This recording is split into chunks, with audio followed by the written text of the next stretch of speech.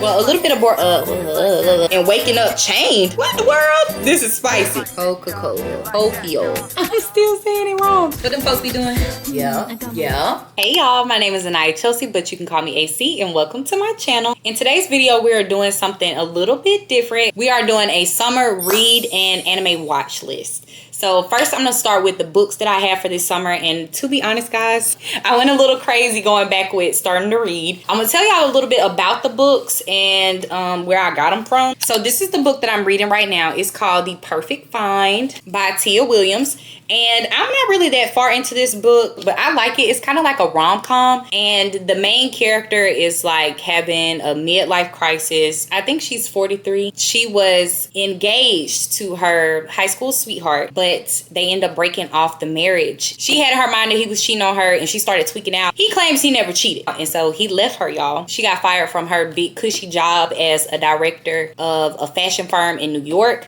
And so then her life was in shambles. She went to go live back with her parents. Now she called herself getting her life together 2 years later. And she's working for a fashion firm, but like not like a director no more. Like she is just like a regular employee. Her boss is one of her arch enemies, like from her past. And y'all, why she talking to this lady's son? It's real scandalous. Her son's like 23, but it's pretty good so far. It's funny. It's not usually what I like to read, but it seems pretty good so far. I like it. My anticipated rating of this book is like maybe an 8 out of 10. And I got this book from Thrift Books for like $5. All right. And I got this book. This is called Gentle from the Night. And really, y'all, when I be picking up books, I just look at the cover.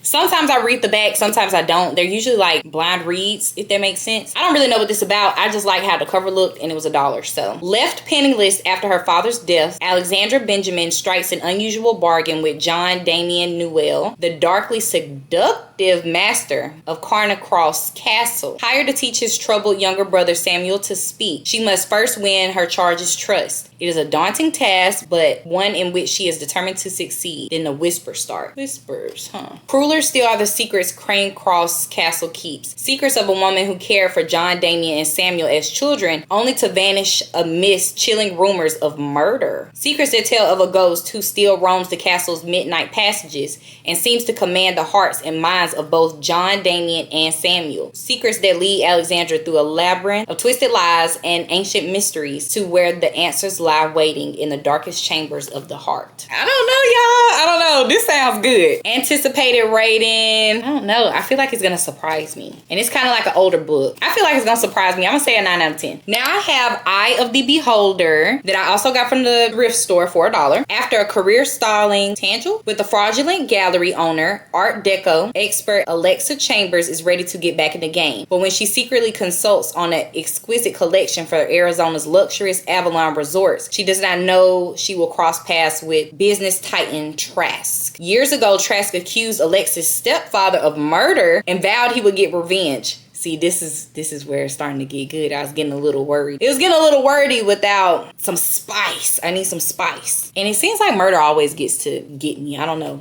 Might be a little crazy. Who knows? Now, their meeting is inevitable and the attraction is immediate as they trade sizzling sparks and snappy repartee. But when a killer emerges from the shadows, these sensual sparring partners team up and solve a deadly crime from the past. Following a trail of clues to a trendy but decidedly strange new age spa, Trask and Alexa don't need a crystal ball to see that their survival and their chance of bliss will depend on a little help from a higher power, a true and trustworthy love. I don't know, y'all. I don't know. I feel like this book gonna hit too. Got a little spice to it. I'ma give it an estimated 8 out of 10. The wording seems like a little older, so I don't know. I say estimated 8 out of 10. All right, so I got this book called The Hidden Assassins. Well, a little bit more about my taste. Really, my favorite genres of books to read is dystopian books, like Hunger Games or Divergent, Equals, stuff like that is really like my favorite types of books. I don't know why. It's just like they just intrigue me. I love it. But as y'all can tell, my taste is kind of darker too. Like I like murder mysteries. I like thrillers. I'm starting to get into romance lately. Don't know why. Maybe I feel a little love in the air. All right, back into this book. So this book is called The Hidden Assassins, and we're gonna read the back. An Inspector Jeffrey Falcon investigates a mutilated, faceless corpse. Okay, this one's starting off strong, y'all. This one's starting off strong. The beautiful city of Seville is rocked by a massive explosion which devastates an apartment building and nearby kindergarten. When it's discovered that there's a mosaic in the basement, everybody's terrorist fears are confirmed. The high summer heat tightens its grip, panic sweeps the city, and the region is on red alert. With the media and political pressures intensifying, Falcon realizes that all is not as it appears. But just as he comes close to cracking the conspiracy, he makes the most terrifying discovery of all, and the race is on. So I don't know how I feel about this one. It started off a bit strong because it got like a little morbid sense to it. So I feel like I may like it, but I'm not sure. It says crime fiction of high order. So I don't know. It's getting a little bit too sophisticated for me. So my estimated rating is a 6.5 out of 10. I don't really have high hopes for this one. Into the next book. I am so excited for this book, y'all. I got this book called Still Beating, and I've been seeing it all over TikTok. It's by Jennifer Hartman. I told y'all I get blind buys, so I'm not really sure like what stuff be about, but everybody just kept saying that it was good, so I just got it too. Ooh, y'all, this was a little spicy.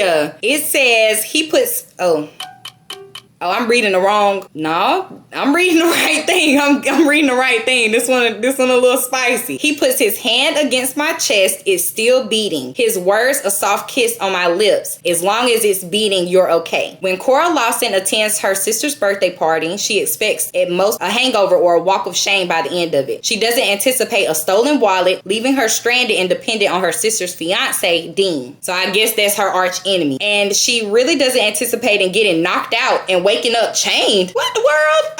Oh, y'all, this is spicy. Waking up chained in a madman's basement, Dean in his own shackles beside her. After 15 years of teasing, insults, and never-ending pranks, ultimate joke seems to be on them. The two people always thought they'd end up killing each other, now must work together to survive long enough to escape. What? But Cora and Dean don't know that their abductor has a plan for them. A plan that will alter the course of their relationship, blur the lines between hate and love, and shackle them to each other long after they are freed from the chains. Ooh, they're in this together no matter what their unexpected bond might cost them. Not gonna lie, y'all. Not gonna lie. I have very high hopes for this one. I'm gonna give it an anticipated rating number 10. We gonna see. We gonna see. And the last book that I have, this is Black Love Signs. It's from Thrift Books as well. I'm really big on astrology. I loved Black Sun Signs. So Black Love Signs, I had to get it because she only wrote 2 books. So I had to have both of them. So this is just an astrology book about each sign and their compatibility, like love wise. So I'm really excited for this book. So I'm already gonna give this a 10 out of 10 because I love this author and she is just amazing. Now that we are done talking about the books, I gave y'all my anticipated rating for all the reads. The end of summer for me means when school starts back. So like mid-August is when I plan to be done with these. Probably not,